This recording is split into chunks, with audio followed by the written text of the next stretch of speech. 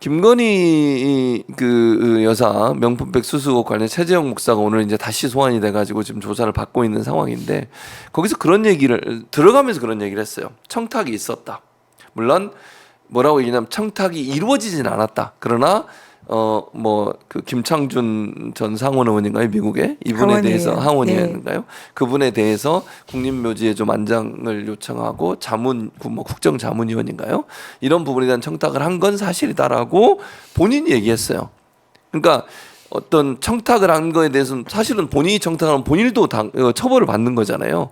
그럼에도 불구하고 그런 얘기를 했다고 하는 것은 이게 뭐 사실일 가능성이 높다고 보여지는데 이렇게 되면 단순히 그냥 김건희 여사가 그 권익위에서 계셔서 아시겠지만 청탁금지법 예를 들면 부정청탁금지법뿐만 아니라 일반 뇌물죄나 또는 알선수재도 적용되는 게 아닌가 이런 생각이 드는데 어떻습니까? 왜냐하면 그리고 나 실제적으로 그 대통령실에 누군가가 저 연락처를 줬다는 거잖아요. 실제 전화도 오고 보훈부 관련된 뭐 직원인가 누가 전화를 해서 뭐 통화를 했다고 하는 내용이 나오거든요. 그럼 누군가가 알선을 해준 거 아니겠어요?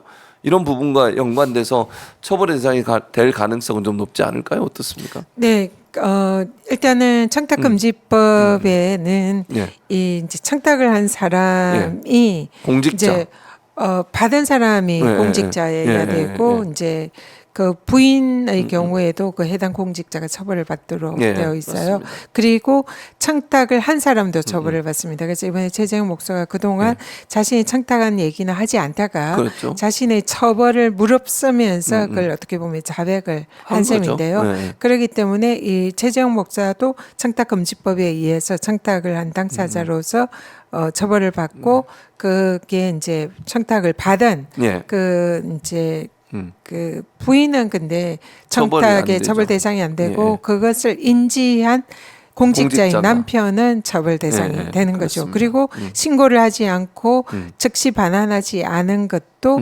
청탁금지법 위반이 되고요.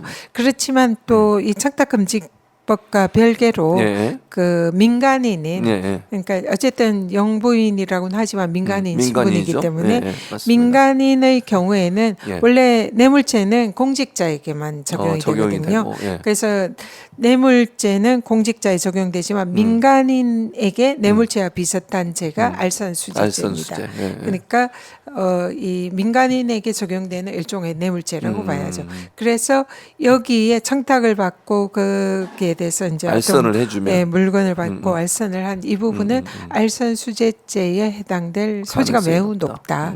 그래서 이번에 드러난 이 일련의 상황으로 봐서는 지금 만약에 이제 최재형 목사가 청탁금지법 위반 내지 알선수재죄 공범으로 그 수사를 하고 거기에 대해서 기소를 하게 된다면 당연히 그 공범에 해당되는 김건희 여사에 대해서는 당연히 수사를 해야 되는 거고 윤석열 대통령도 청탁금지법 관련해 가지고 수사의 대상이 됩니다. 그래서 이거는 당연히 해야 되는데 이 또한 예. 그러면 김건희와 윤석열을 누가 어디서 수사할 것인가? 지금 현재 지금 그 부분은 검찰에 지금 수사를 하고 검찰이 하고 있어요. 예, 그럼 검찰이 그럼 과연 대통령을 불러가지고 아니면 김건희 여사를 불러서 할 건가? 지금 도이치모터스 그 주가 조작 사건도 검찰이 제대로 안 해가지고 한 번도 제대로 소환하지 않고 서면 조사만 했다잖아요. 예, 그렇게 지금 하고 있는 그 검찰이 그러면 과연 이 살아있는 권력에 대해서 소환 조사할 건가? 사실은 이 그 고발인에 대해서는 이 출국 금지까지 하면서 벌써 조사를 두 번째 맞아요. 하고 있는데 정작 그걸 받았고 위법성이 뚜렷한 여기 대통령 부부에 대해서는 아무런 조사를 하지 않고 있잖아요. 그렇습니다. 그럼 이것도 역시 마찬가지로 할 수 있는 건 특검밖에 없다. 그렇죠. 그래서 이 부분에 대해서도 이번 22대 국회 중요 과제다. 이렇게 그러니까 보고 맞습니다. 있습니다. 지금 뭐 의원님 말씀하신처럼 그렇게 할 수밖에 없다. 왜냐하면 지금 오늘 최재형 목사가 출두하면서 조사에 응하면서 했던 얘기가 본인이 녹취록 통화 기록 다 제출하겠다 그랬거든요. 그 관계자들 보훈부하고 뭐 대통령실 관계자가 전화한 거 소개한 거 이 알선수재 아까 말씀하신 네. 것처럼 그 증거들을 제출하겠다고 했으니까 검찰이 이 증거를 가지고 과연 어떻게 할지 좀 지켜봐야 되고 안 되면 어차피 또 22대 국회에서 김건희 여사 특검법 관련해서 또 다시 만들기로 했잖아요 제정을. 네. 그래서 그 부분에 이 부분도 포함시켜서 함께 가야 되지 않겠나 이런 생각이 네, 듭니다. 네. 그 뭐 양평 고속도로 고속도로까지. 핀 사건, 네. 주가 조작, 네, 네. 그리고 이 디올백 수수, 수수. 이래서 네. 김건희 여사에 대한 종합특검법을 종합특검법. 추진할 필요가 네. 있고 민주당이 그것도 지금 준비를 하고 있습니다. 예. 자, 거의 저희가 한 50분 좀 넘게 지금 얘기를 나누고 있는데 이제 마쳐야 되겠습니다.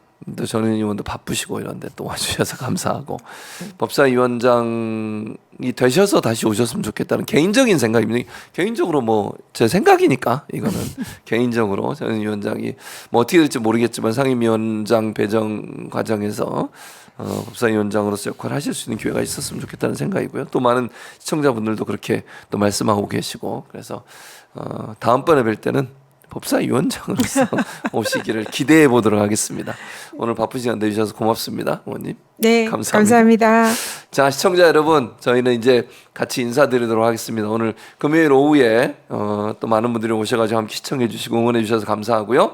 저희는 다음에 또 전현희 의원 또 뭐 미래 위원장과 함께 인사 다시 드리도록 하겠습니다. 오늘 함께해 주신 여러분 고맙습니다.